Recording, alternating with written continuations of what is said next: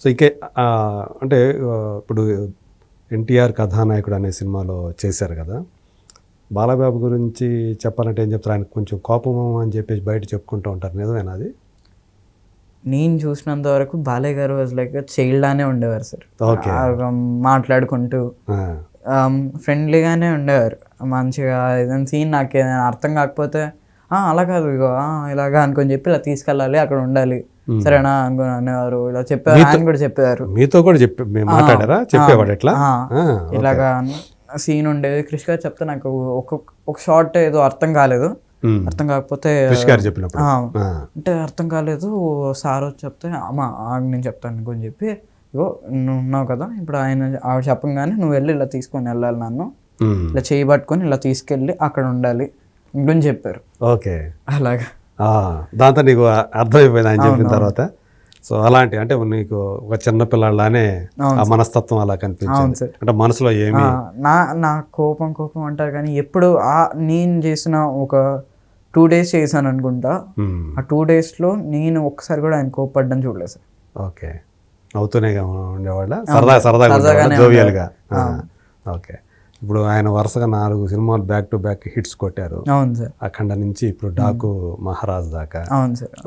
ఇప్పుడు బాలయ్య బాబు గారిని చూస్తే ఏమనిపిస్తే, ఎప్పుడన్నా తర్వాత కథానాయకుడు తర్వాత ఎప్పుడన్నా కలిసే అవకాశం కలిగి? లేదు సార్, కలిసే అవకాశం కలగలేదు, కానీ కలిసి ఉంటే బాగుండని అనిపించింది. ఆయన దగ్గరికి వెళ్ళి వాళ్ళ నాన్నగారి డైలాగ్ చెప్పాను. సో అలాగా హ్యాపీ అనిపించింది. ఆయనకు కూడా గాడ్ బ్లెస్ యూ అనుకోని బ్లెస్సింగ్స్ ఇచ్చారు. అలా హ్యాపీ. బాలకృష్ణ గారి దగ్గరికి వెళ్ళి ఎన్టీఆర్ గారి డైలాగ్? అవును సార్, అవును. అప్పుడేనా? అప్పుడు చెప్పాను. ఏం డైలాగ్ చెప్పావు? అది దానవే సోరికన్న డైలాగ్ ఉండేది కదా, అది చెప్పాను. సో ఏదో దుర్యోధన డైలాగా? కర్ణుడు వెళ్ళిపోతా ఉంటే ఆగాగు ఆచార్యదేవ అనుకొని చెప్పి వస్తారు కదా, ఆ డైలాగ్ నేను ఆయనకు చెప్పాను. చెప్తావా కొంచెం ఇప్పుడు? ప్లీజ్. ఏం చెప్పా అంటే బాలయ్య బాబుతో ఆ డైలాగ్ ఎలా చెప్పావో ఒకసారి గుర్తు చేసుకోవాలి. చెప్పాలంటే అప్పుడు ఏదో చిన్నపిల్లడు, అప్పుడు చాలా చిన్నపిల్లడిని. ఆయన చూస్తా ఉంటే నాకు ఆ భయంలో అలా చెప్పేశాను. రియాక్షన్ కొంచెం భయపడతానని చెప్పేసి భయపడుతూ అలా. ఎలాంటి భయాలు లేవు కదా. ఆగాగు ఆచార్యదేవ ఏమంటివి జాతి నేపంన సూత సుతునకు హిందూ నిల్వ అర్హత లేదందువా. ఎంత మాట. ఇది శాస్త్రపరీక్ష కానీ క్షత్రియ పరీక్ష కాదు కాకూడదు, ఇది కులపరీక్ష ఎందువా. నీ తండ్రి భరద్వాజం జన్మం ఎట్టిది, అతి జిబుస్కు ఆకారమైన నీ సంభవం ఎట్టిది.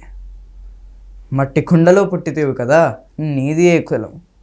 ఇంత ఎలా ఆస్మం పితామహుడు కొడుకులు అవుతాడైన నిశాంతనుడు శివసముద్ర భార్య అయిన గంగా గర్భంలో జన్మించలేదా, ఈయనదే కులం. నాతో చెప్పిస్తేమయ్యా, మాంసం మూలపుష్టైన వశిష్ఠుడు దేవేసే ఊసిపుత్రుడు కాడా. అతడు పంచం జాతకాన్ని నేను అందతి అని శక్తిని, ఆ శక్తి చండాలంగా ఉండి పరశివుడిని, పరశుడు బలపరిచిన మచ్చగందని మా తాత వ్యాసుని, ఆ వ్యాస విధానాలైన పింతండ్రి పాండురాజుతో, పినపితామయ్య అంబరితో మా పినతండ్రిని, మీ చేత్తో ధర్మ నిమ్మాను చేయండని మీ చేకెత్తించబడ్డా ఈ విదురదేవుణ్ణి కనలేదా, ఈయనదే కులం. సందర్భ అవసరాన్ని బట్టి క్షేత్రభేద ప్రాంతంతో సంకరమైన మా కులాంశము ఏనాడో కులహీనమైనది కాగా నేడు కులము అని వ్యర్థవాదం ఎందుకు. ఓహో, రాజరికమా అర్హత నిర్ణయించినది. ఆయన మా సామ్రాజ్యంకు శస్యశ్యామలమై సంపద విరామై అందు అంగరాజ్యానికి ఇతన్ని ఇప్పుడే మూతపు శత్రునిగా గావిస్తున్నాను. సోదర దుశాసన అనగల్క శతికేటం మేం గతము మా గాంధార సార్వభౌమ శ్రీక్రమై మేమంత సువర్ణ సింహాసనం తెప్పించము. పరిజనులారా, పుణ్య భాగీరథి నద్వయంలు అందుకోండి. మందిమాకులారా కన్నమహారాజు పరివాహం గావించుడి. నీ మహాజనుల సమక్షమున పండిత పరిషద మధ్యమున సౌదా స్వచ్ఛత శాస్త్రత ఈ కుల కలంక మా ప్రక్షాళన శాశ్వతంగా ప్రక్షాళన గావించదా. వండర్ఫుల్ అన్న. ఇంకా అది బాగా గుర్తుపెట్టుకొని నువ్వు అంటే మధ్యలో ఏమైనా ప్రాక్టీస్ చేస్తూ ఉంటావా దీన్ని? చాలా రోజులైంది సార్. వేరే డైలాగ్ ప్రిపేర్ అయ్యేసరికి ఇది కొంచెం అలవాటు అయితే వచ్చింది కదా. అయినా పర్వాలేదు, అంతే. ఎప్పుడో నువ్వు చిన్నప్పుడు నేర్చుకున్న దాన్ని. నా ఫస్ట్ డైలాగ్ సార్ ఇది నేర్చుకోవడం. ఇదే?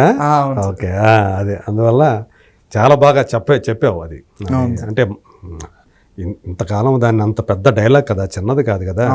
ఒక సింగిల్ అంటే ఎక్కడ లేకుండా చెప్పడం అంటే చిన్న విషయం కాదు. సో నువ్వు ఎక్సలెంట్, అంటే నీ టాలెంట్ అది. అందు గురించే బాలయ్యబాబు గారు అది విన్నప్పుడు ఏమన్నారు ఆయన? బాగా చెప్పావు నాన్న అనుకొని చెప్పి నేను ఇలా చేస్తే గాడ్ బ్లెస్ యూ అనుకొని చెప్పారు. ఇలా ఆయన ఇలా పాదాలు పెడతారు కదా, నమస్కారం పెట్టా పాదాలకి, సార్ గాడ్ బ్లెస్ అన్నాడు. గాడ్ బ్లెస్ యూ అన్నారు. ఓకే. సో రాబోయే రోజుల్లో మరోసారి ఆయనతోటి కలిసి పనిచేసే అవకాశం రావాలని కోరుకుంటున్నాం. ఏంటి ఇప్పుడు ఏం చేస్తున్నావు? ప్రజెంట్ ఏముండయి? ఇప్పుడు విజయ్ దేవరకొండ గారిది 12th మూవీ గౌతమ్ తిన్ననూరు గారిది ఉంది కదా సార్. యాక్చువల్లీ అది టైటిల్ అనౌన్స్మెంట్ ఉన్నట్టుంది. 12th ఉంది. 12th అనౌన్స్మెంట్ కూడా. ఓకే. సో 12 కాబట్టి 12th. Very good. సో అలా ఆ మూవీ ఒకటి చేస్తున్నాను. సో సత్యదేవ్ గారిది ఒక మూవీ చేస్తున్నా. సితారాలో ఒక మూవీ. సితారాలో ఎవరిది? సితారాలో అది ఇంకా బయటికి రాలేదు. సో అనౌన్స్ చేయలేదా? అఫీషియల్ గా అనౌన్స్ చేయలేదా? అఫీషియల్ గా అనౌన్స్ చేయలేదు, అందుకని నేను చెప్పట్లేదు. సో సితారాలో ఒక మూవీ. ఓకే. అది ఇంకా మూవీస్ వేరే ఉన్నాయి. అవునా? రిలీజ్ కి ఏముండయి? రిలీజ్ కి ద ఇండియన్ హౌస్ ఒకటి ఉంది. ఓకే. రాబిన్ హుడ్ ఒకటి ఉంది. భైరవం ఇంకా ఉన్నాయి వేరే. రాబిన్ హుడ్ లో ఏంటి, ఏం క్యారెక్టర్? రాబిన్ హుడ్ లో కొంచెం చిన్న క్యారెక్టర్ సార్, మీన్స్ హీరో వాళ్ళ ఫ్రెండ్ క్యారెక్టర్. Okay okay. భైరవంలో? భైరవంలో హీరో గారు చిన్నప్పుడు క్యారెక్టర్. అవునా? బెల్లంకొండ సాయి శ్రీనివాస్ చిన్నప్పటి క్యారెక్టర్ చేశాను. అవును సార్. ఓకే. అది ఇంకా ఇండియన్ హౌస్ లో ఒక మంచి క్యారెక్టర్. ఇండియన్ హౌస్ ఎవరిది? రామ్ చరణ్ గారు, యువి క్రియేషన్స్ వాళ్ళు ఉన్నారు కదా. అవును, వాళ్ళు. ఓకే. నిఖిల్ సినిమాలో ఇప్పుడు అందులో మంచి క్యారెక్టర్ కాస్త ఏదన్నా? మంచి క్యారెక్టర్ సార్, చాలా బాగుంటుంది. అవునా? అవును సార్. సో ఏంటి అంటే ఇప్పుడు ఒక సినిమా యాక్టర్ అయిన తర్వాత ఒక బోరబాండ నుంచి మీ ఊళ్ళో ఇంకెవరన్నా ఉన్నారు యాక్టర్లు నీకు తెలిసి? ఏమో సార్, నాకు తెలిసిన చైల్డ్ ఆర్టిస్ట్ ఎవరు లేరు. ఆర్టిస్ట్ ఉన్నారేమో తెలీదు. అంటే చిన్న చిన్న క్యారెక్టర్లు చేసుకునే వాళ్ళు ఉన్నారు, కానీ పెద్దగా పేరున్న వాళ్ళు అయితే ఇంతవరకు లేరు కదా బోరబండ నుంచి వచ్చాడు. సో మీ వాళ్ళు, మీ ఊరు వాళ్ళు ఎలా ఫీల్ అవుతుంటారు ఎవరన్నా అటు వెళ్తే? అక్కడ మాది చిత్తూరు సార్. యాక్చువల్గా చిత్తూరా? మీన్స్ నేను పుట్టిందంతా ఇక్కడే హైదరాబాద్.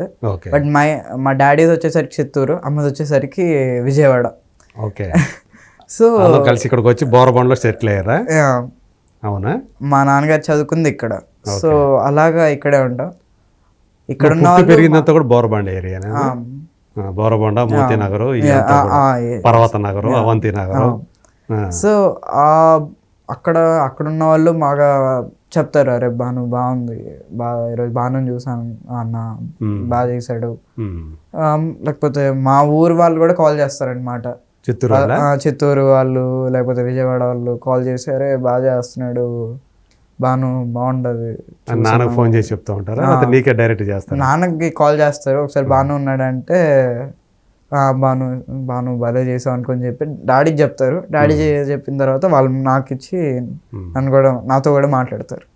నువ్వు నీకంటూ సపరేట్ ఫోన్ పెట్టుకోలేదా నువ్వు? ఉంది, బట్ నాది చాలా తక్కువ మందికి తెలుసు. ఓకే. అది ఏవో అనమాట, అది నీ వాళ్ళ వరకే, నువ్వు ఎవరికైతే పర్సనల్గా దాన్ని పెట్టుకున్నావు. ఎక్కువ మంది డిస్టర్బ్ చేయకూడదు. మళ్ళీ అది కాడి నుంచి ఎక్కువ డిస్టర్బెన్స్ కూడా పెరుగుతాయి కదా. నేను ఎక్కువగా కాల్స్ అది ఎత్తాను సార్, నాకు అది భయం. చాలా మంది నా కాంటాక్ట్స్ ఎవరైతే ఇస్తారో నేను ఎప్పుడు సైలెంట్లో పెట్టుకుంటా. వాళ్ళు ఎప్పుడు నన్ను అందుకని అరుస్తారు అనమాట, ఎందుకు కాల్ చేస్తా, ఒకసారి కాల్ చేస్తా ఎత్తవా అనుకొని చెప్పి మా అమ్మ కానీ మా నాన్నగారు కానీ అందుకే అరుస్తారు. ఓకే. అంటే నీది ఏ ఫోన్ మెయింటైన్ చేయాలి? ఐఫోన్? Lenovo sir. ఫోన్ కాదు అది, మీన్స్ అది ట్యాబ్.